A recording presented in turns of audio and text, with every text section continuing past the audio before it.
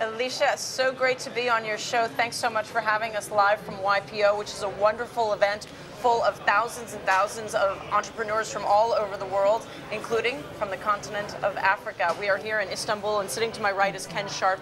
He's the executive chairman of West Group. This is a real estate group and a food and beverage company, and also and it's in Harare. And Carl Bates joins us as well. He's from South Africa. His company is, am I pronouncing this right? Serdar? Serdar, which is a consulting firm on corporate governance. You can actually outsource your corporate governance to them. They can help you grow and build, which is an exciting business to be in, I would think, in Africa with so many growing businesses. Ken, let me start with you. Is Africa getting enough capital? Absolutely not, Michelle. Why not?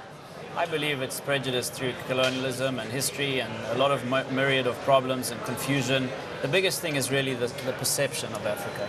You know, there's a misperception of Africa, and until people come into the country and realize its potential, they're apprehensive to let their capital flow into Africa. I'll say that, I'll play the ethnocentric American on this segment, and there is a perception in the United States that there's corruption, lack of governance.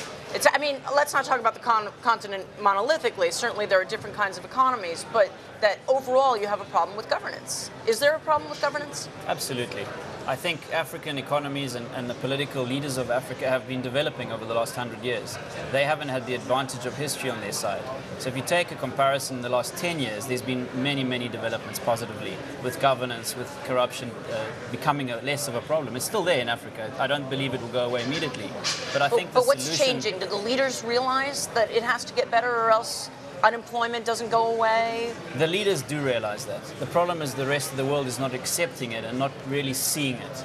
And seeing is believing. I've had an example recently. We're doing an investment in Zimbabwe called the Mall of Zimbabwe, which is a $100 million super regional shopping mall.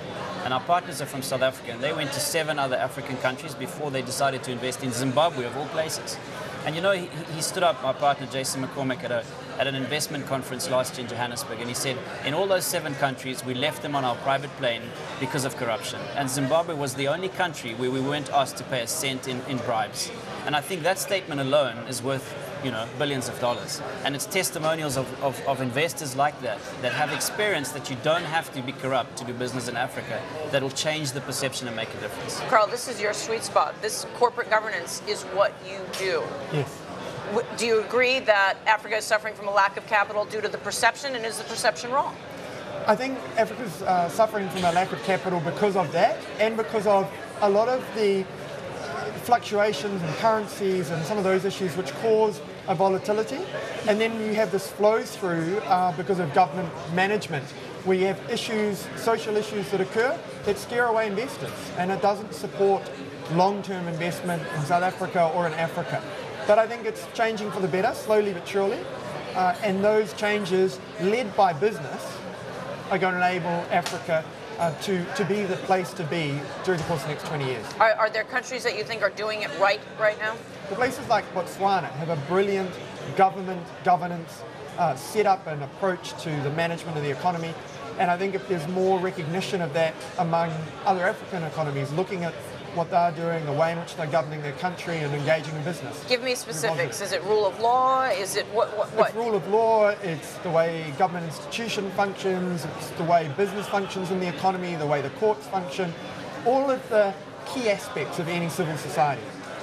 Ken, what are the best sectors, do you think? So you're here with all of these thousands of entrepreneurs. I assume you're talking of Africa to them. Absolutely. What are you telling them in terms of the best sectors to invest in? Well, I'm prejudiced. I'm leading the Doing Business in Africa group for YPO. Okay, so there you go. So my interest and my heart, my passion is Africa and making a difference there.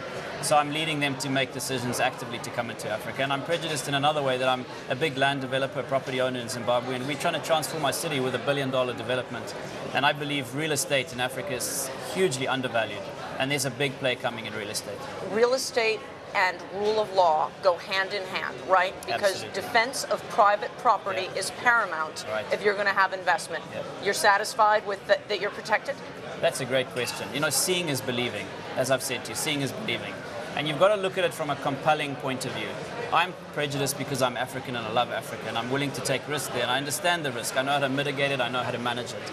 People outside of Africa don't understand it. It's full of nuances, full of intricacies, and until they come into the country and experience it for themselves, they won't really understand it. So what we're trying to do is bring our peers in through YPO to Africa and give them first-hand peer-to-peer exchange in giving the real situation on the ground. We keep reading about the Chinese investing in Africa in dramatic amounts, and whether or not African governments at first like it, don't like it. Any thoughts on Chinese investment that seems to be racing to Africa faster than American investment? If I can start, this raises a huge problem, a social problem. And I believe the motivation in Africa should be social. And the reason for it is foreign direct investment creates jobs and alleviates poverty. There's no single channel, including the governments of Africa themselves, that are as powerful at doing that than foreign direct investment. But there must be a caveat, that the investment must be responsible investment. So we need investors in Africa that take a long-term view, that are willing to create social programs to benefit the communities they're in, willing to be responsible towards the environment they're in, and that's what's going to make the difference in Africa. Carl? I think one of the issues is that a lot of the investment is tagged. So it's, we'll invest, but with it come our people or our machinery. They or fly our in products. they fly in Chinese workers into the continent. A lot of that rather occurs as part of the process, whether it's Chinese or in some other cases other countries as well. And I think as part of building Africa, you've got to use African resource where possible. You know, no country is a standalone island. Some things you have to bring in from other countries, but we need to be supporting the local community, creating local jobs with local individuals. Otherwise, we're not actually helping any of the social upliftment that Africa so desperately needs.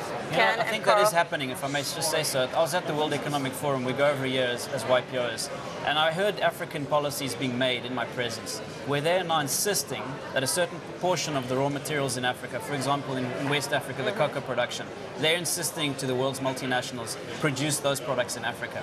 And it's happening. Nestle made a decision at that World Economic Forum to invest $1 billion in capital to develop products in Africa that are made in Africa using African raw materials. So I think it is changing.